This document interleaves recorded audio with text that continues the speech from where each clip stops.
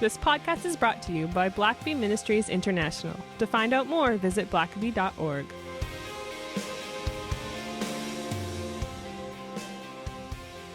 Well, welcome to the Richard Blackaby Leadership Podcast. My name is Sam, and I'm your host. And helping take our leadership to the next level is Dr. Richard Blackaby. Great to be with you again, Sam. Always a pleasure, Richard. Thanks for having me back. Hey, it is my joy to have you back.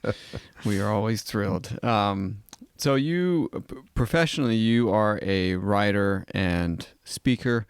That's the bulk of what you do. And what we thought for this podcast, we may be speaking to people who also are speakers, who get paid to speak, or people who may be writers or aspiring writers.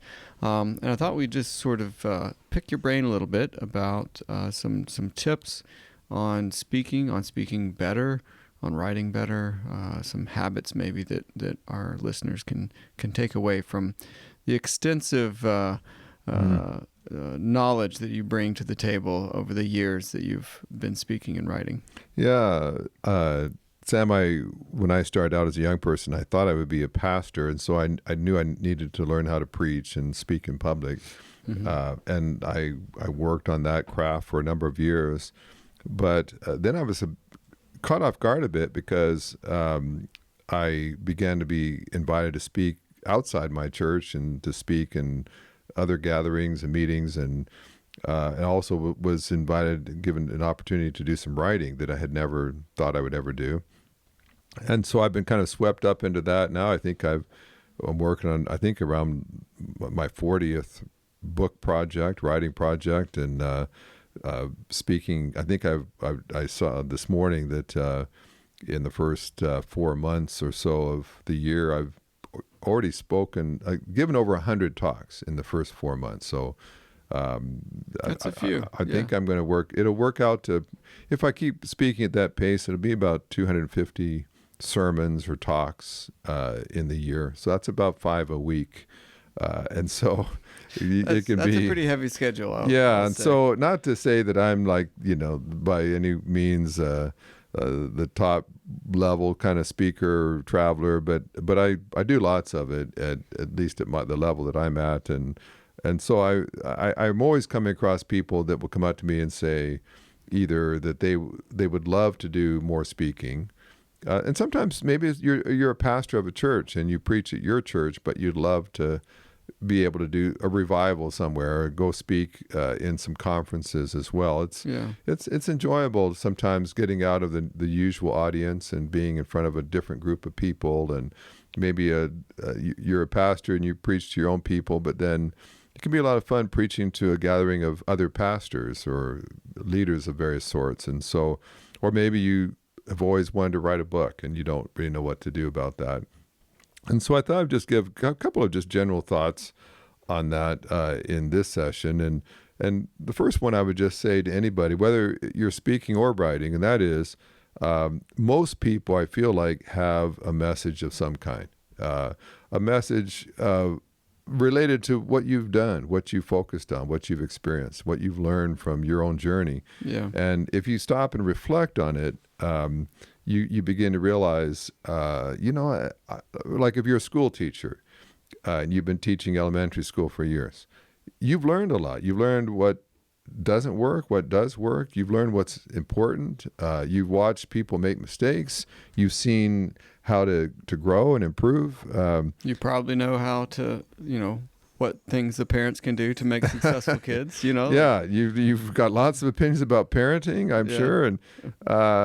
And so the key is to say, so what is your message? And I think it's important that your message, whether you're writing it or speaking it, is related to your experience, what you have learned personally. And anybody can go do research on things. But like I've listened to people talk about things like leadership, but I realize it's all book learning. They haven't actually led. They haven't experienced it. It's very heady kind of stuff. Academic. And I think what you want to do is you want to say, what is it that I've experienced? What is it that I am something of an authority on just because of my own experience? And then reflect on it and hone it, flesh it out. pull the most important truths that might be helpful to other people as well, and say, here's half a dozen things that I've learned, but I think these same half a dozen things would be very helpful to anybody else who's in the same line of work. So develop your message. The second thing is, and especially, whether you're writing or speaking, is read your audience. You may have a message, but you've got to craft it to your audience. Not every message communicates equally to various audiences. Earlier this week, I was in the Washington, D.C. area, and within I think it was a 24-hour period, I had spoken to a group of high school students, a group of pastors, and a group of business people. And so I'm speaking in a Christian school at one point, and I'm speaking in a law firm near Washington, D.C. Several hours later. And you think, okay, the wide range here. I've got a 10th grader asking me questions. Now I've got an attorney talking to me and asking me questions. And when you're speaking to an audience that diverse, you have to craft your message. Yeah. There might be some of the same truths, but I was going to say, you may have the same message, but my guess is your delivery is going to be different. Yeah, for those two. Yeah, very much so.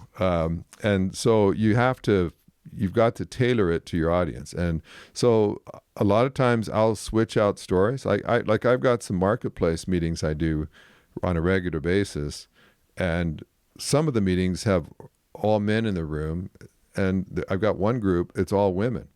And so I'm the only man in the room. And so I've changed some of those illustrations, and I try to craft them to a male audience, a female audience, and they're different. Anyone who's been a public speaker knows that's not sexist to say that there's just a different way to approach them. And so great speakers, great writers think about their audience. And even in writing, you have to say, who's going to be reading this book, and how could I communicate in a way that engages them, draws them in, helps them identify with what you're talking about. A third thing, again, whether you're writing or speaking, is just be all in. If you're gonna take 30 minutes of my time behind a microphone, you better be all in yourself. I've literally listened to some folks talk, and they seem bored with themselves. It's like you've got to be passionate. It's amazing to me. Sometimes you may not even have a really finely tuned message, but you're so passionate about what you're saying, you still capture my interest. I want to know why you're so passionate about what you're talking about. The audience, I mean, because we've all been in an audience before, and so we know when someone's engaged in what they're saying versus when they're not. Yeah. And so, this week, like I said, I spoke at a high school this week, and that's probably one of my least favorite things to do. And it's not that I don't care about teenagers, it's just that I feel inadequate. I'd rather send one of my kids to speak to teenagers than me. I'm getting too old for that. And it takes a lot of energy to speak at the best of times, but speaking to young people, you really have to have energy. And, well, it's been so long since you've been. I can bear it. It's just a faint memory at this point. The monumental changes that have taken place. I know in they weren't even using clay tablets in the room. Yeah, and I was in a gym, and they're in the bleachers, and I'm looking at these young people, and they're easily distracted, they're easily bored, they're used to being entertained, and now I'm trying to talk to them about something important. And so I had to think through quite a bit. How do I say things in a way that captures their attention, it connects with what they're going through, that they don't feel like I'm just talking down to them, or that I'm out of touch with their world, or is there something I can say that they think, well, yeah, wow, that's true. That's right. And and I think teenagers, are always considered easily bored. I think throughout history, but I think the exception is if you're talking about something that's interesting to them. Yeah, I think they can really focus in and be all there. Yeah, if what you're saying is relevant to them, and that's just the thing to you got to figure out. Yeah, now a fourth thing, and again, whether you're a speaker or a writer, is you have to develop your storytelling. Stories are so powerful, and even with all the changes going on in culture, a well-told story is still the universal language, and I have spoken with translators a number of times that, and so everything had to be translated into different language as I'm talking, and still you can tell a story, and you watch these people just sitting on the edge of their seats, and so to tell a story. It's got to be compelling. You've got to capture people's attention. There's got to be some tension there. It's great to have some surprises in a story where it doesn't turn out just like you thought it was going in one direction, and all of a sudden you're caught by surprise. I posted something today, just a joke I'd seen, that a guy was saying, talking about someone. He said, his wife stood by his side for 30 years, and the other person says, wow, that's a long time. And the guy responds, yeah, they only had one chair.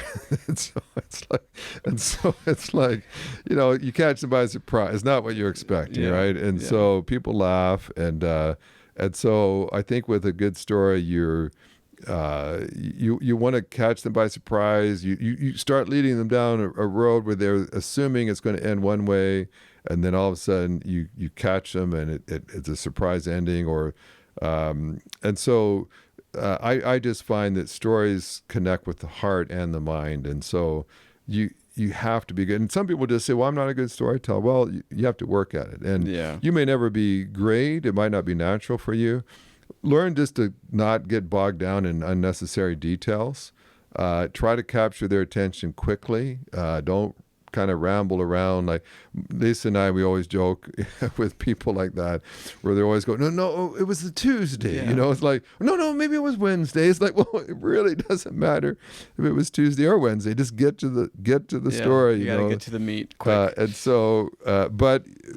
I think that's something you have to just keep working at. And I tell lots of stories. I get some great feedback on my storytelling, but still, I'll sometimes run through a story and I'll think afterward, that detail I didn't need to get in. I went down that path, but that took an extra minute and a half that wasn't necessary, and that story would have been fine without that, or I should have given the content. For me, sometimes what happens is I forget to tell the ending. I have like a cliffhanger story, and I make the point I wanted to make, and then I've literally had people shout out from the audience, well, how did they live? Did they get out of the hospital? Like, you never told us what happened, Oh, okay, yeah, sorry about that.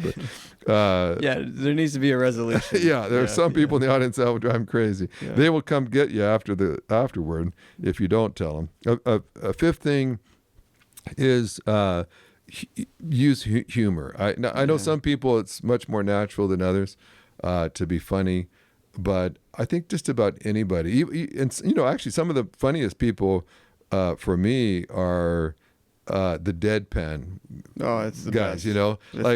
Where it's like they don't even smile themselves, but they set you up and they say something hilarious, and you almost miss it if you're not paying attention. And then you realize this guy just told us. And I've found in the circles I've been in, musicians tend to be the most deadpan. Oh, really? Oh, yeah. Like they'll make these comments that are just have you in stitches, and they're just completely play it straight, and it's just the best. I love that because it's a subtle sort of nuanced kind of humor that if you're not paying attention, you hear other people laughing, and you think, wait, what did I just miss there? The thing about humor is it builds bridges. And especially if you're speaking to an audience you haven't spoken to before, which I often am doing that. A lot of times I'm walking into a room and I've never met any of these people before. They don't know me. So they hear, oh, he's Dr. Blackaby, must be some brainiac guy with a PhD, or he's a pastor, he's maybe holier than thou, or he's grew up in Canada, probably can't identify with me in the South. And so I've got to find some kind of bridge that they realize I'm a real human being, and I'm like them, and I can poke fun at myself just like they do. And so self-deprecating humor especially, I think, is very good at endearing yourself to an audience. I think it is, and there's just something you can kind of trust a person that pokes fun at themselves they help you to laugh at their expense. That means that they don't take themselves too seriously. So they've got a PhD, but they just made themselves look silly in an opening story, and you realize, okay, they're not too big on themselves. No, and either. I really like, I just think that you can't overstate that, how impactful self-deprecating humor can be to win over an audience. Yeah, like, that's huge. And yeah, I think we've both seen in society, especially the last 5 or more years, there's just not enough laughter going on. Right. And so, and you know this, and I hope to win you over one day, but I usually post a joke, and I might Well, just say... let's say it's a pun. A pun, yeah. Yeah. Yeah. It may not be a joke, but it's certainly a pun. You're saying my humor is a joke? That's a real knee slap. Actually, for some of you who are listening, I've got a personal Facebook page that's pretty well full right now, but I have a larger Facebook page, Dr. Richard Blackaby. If you're not following me on that, it can take as many followers as that want to follow. But I usually put a joke on there every day, and I can't tell how many people will come up to me that follow that and tell me I started my day off today with a laugh. They'll say I look your thing up every day. Sometimes I'm traveling, or I just don't have anything good enough to post on there that day. But sometimes I don't have anything good enough, but I post anyway. I was gonna say, so there's stuff that doesn't make the cut. But it is fun. I can't tell how many people will comment and say, I need something humorous in my day. I get to the news, I get to work, I've got lots of stress all day long, but at least I chuckled first thing in the morning. Yeah. And well, like life is hard, and for a lot of people it's really hard. Yeah. And that, the laughter is, as cliche as it is, the best medicine. Yeah. And especially when you're coming to hear somebody speak who you don't know, if they're able to make you laugh, like that is going to stick with them for a long time. And we've said this before, but if you make them laugh, you can probably also have them crying in the same time, because you're connecting with their emotions, and so the same emotions that cause them to laugh can have them have tears in their eyes within 10 minutes later. And that, I'm not saying that to manipulate people, but to say you want to connect with people's hearts. If you connect with their hearts, then they're going to be open to change. If you just connect with their mind, it just added to the files of other information they have. So you've got to somehow touch their heart, and then that's where the real change will take place. Yeah. But we can I'll take a break, and then I've got a few more we can talk about. Let's do that. Hello, I'm Richard Blackaby, and I'm the author of The Seasons of God. And I want to introduce you into a 6-week online class that Blackaby Ministries International is offering, where I'll be walking with you to understand how God has designed our life to flow through seasons. Life's not meant to be lived in a straight line, the same thing day after day. God constantly is introducing new things and changes and adjustments. He's starting certain things and He's ending other things, and it can often confuse you. This class will walk through how our life flows through seasons, and I think you'll be surprised to look back on your life and realize God has been doing amazing things ever since you were born, and He's got some wonderful things still in store for you in the days to come. Well, Richard, I love the fact that you do use humor quite effectively from the stage, and I do think that's one of your best qualities in speaking, and just how important that is in communicating to an audience. But in the time we have left, I know you've got some other thoughts on speaking, but also writing as well. Yeah, and again, a lot of these apply to both. One kind of connected to humor is just be authentic, and there are just some people that they just seem they seem way too professional. It's way too stiff. It's way too perfect. Here's just 10 ways that principles you can follow for a better life, and you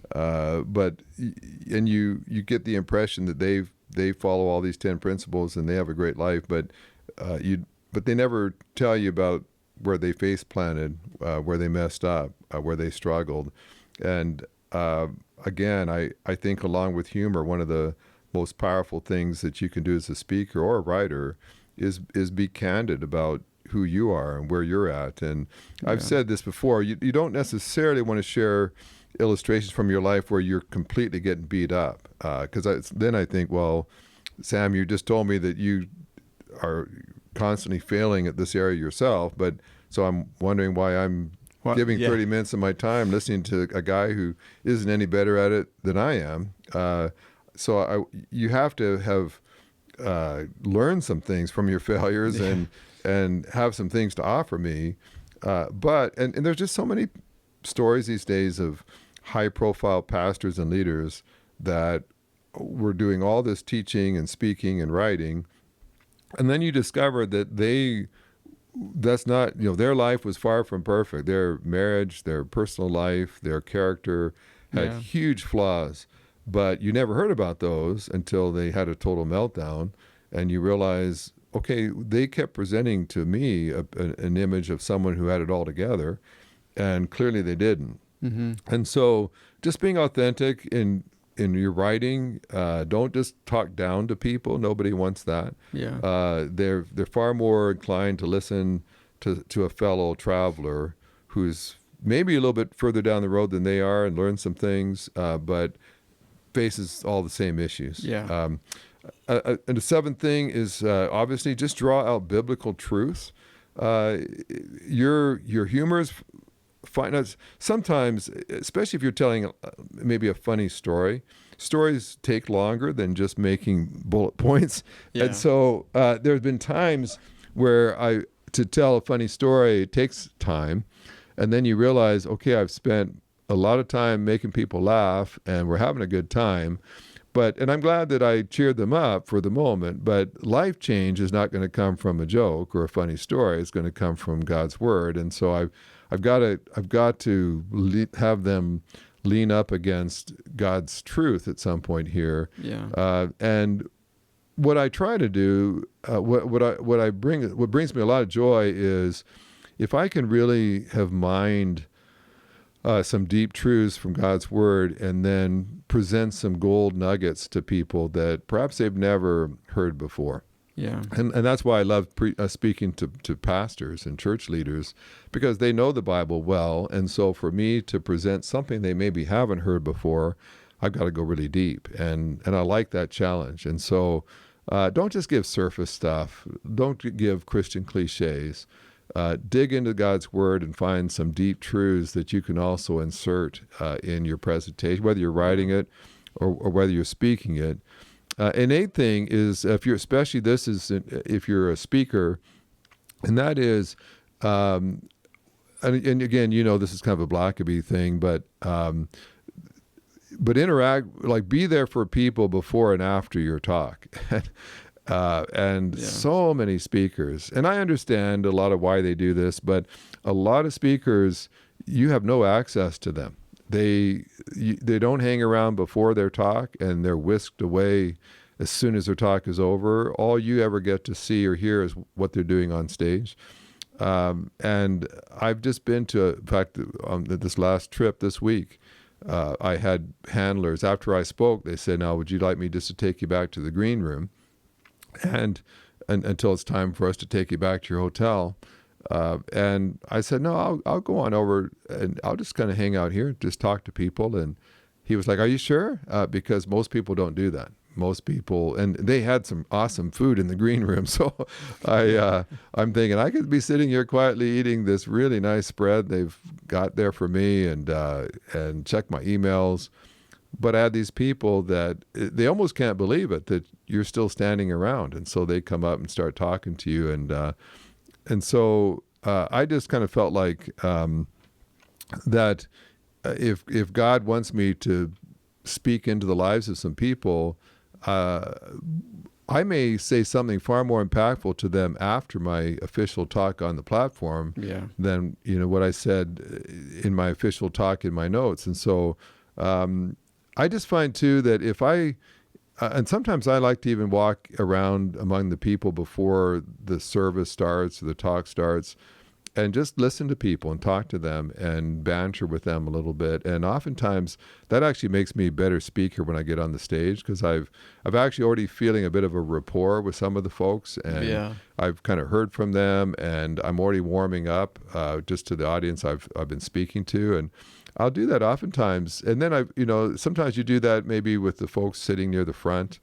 And then when you get up on the stage, they already feel like they know you. They're already smiling at you because you've already broken the ice with some folks even before you started. And so you got all these smiling faces there, and otherwise a room full of strangers.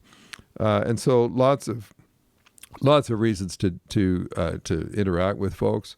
It just means you're real. It means you're not, just because you're the speaker doesn't mean you're on a pedestal and you can't talk with the lowly people in the audience. But I think if you don't interact either before or after, that kind of is what you are. You're just on a pedestal, and that's how I think people will see you. Yeah. Because they didn't interact with you in any other way than me in the audience, you on the stage.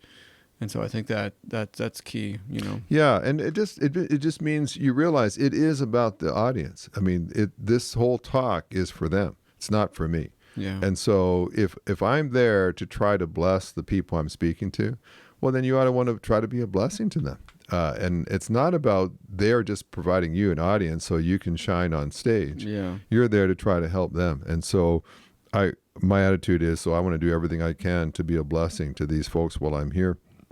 A ninth thing is just speak with confidence or go home. I mean, if you can't have confidence in what you're saying, why are you saying it? Don't be wishy-washy. Don't be Melba toast kind of tasteless, sort of just mediocre. It's kind of like throwing some things out there. Know your material, believe your material, and speak it with confidence. And I think sometimes we don't realize how kind of mediocre we're being with what we're saying, or just sounding. I think when you have to say what you believe out loud, I think it reveals how much confidence you have in what you're actually saying. Yeah, and that's why sometimes I won't even talk about certain things until I feel like I've mastered it a bit. If someone asked me to speak on certain topics, I probably would just pass and say, I don't think I can speak on that with confidence yet. I can speak on this with confidence because I've had success here and I've had lots of experience. So stay in your lane where you can speak with confidence, and maybe God will develop some other areas down the road.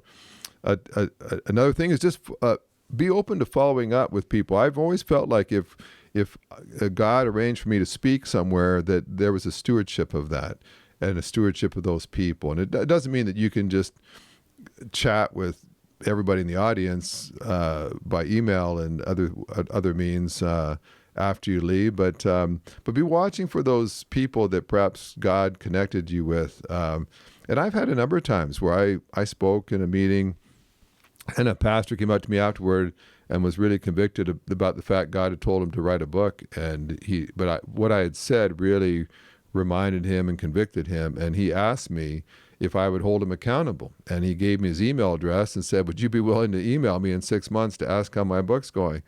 So I did. I went home, put it on my calendar 6 months out. Here's the guy's name, here's his email. And I sent him an email 6 months later, and he was quite surprised that 6 months after I'd been in the city where he lived and talked to him, I hadn't seen him since then. I hadn't talked to him since then, but 6 months later, I followed up and said, how's it going? How's the book coming along? And he kind of gave me an update and said, would you mind just one more time? It's not done yet. Would you follow up 6 months later? I said, I will. And so I've got it on my calendar. It's coming up pretty soon. But just to say, I feel like I'm a steward of the people that I've crossed paths with. And obviously you can't do that with everybody in the room. Yeah. But there's usually a few that will sort of surface that particularly were impacted by what you said or by what you wrote. When I have people that contact me, it might be from the Philippines or someplace, but their life was deeply impacted by a book I wrote, and they just want to message me. They're not asking to be a pen pal and a friend. They just want me to know, and that how much it impacted them. I'll always answer them and try to just impart another blessing to them.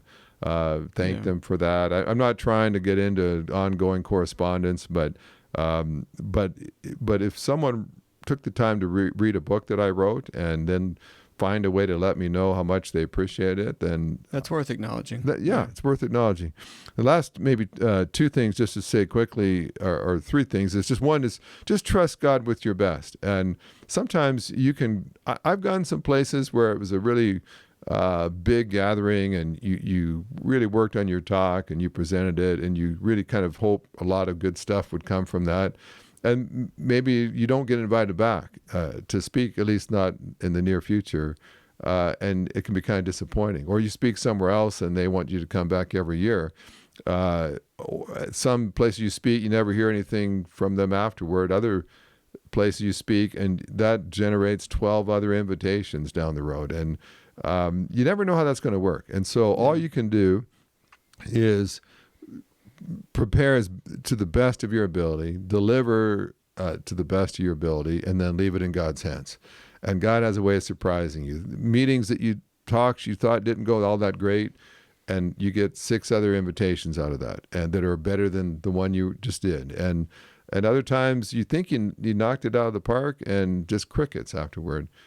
And so I've just kind of learned audiences are fickle and hard to figure out sometimes.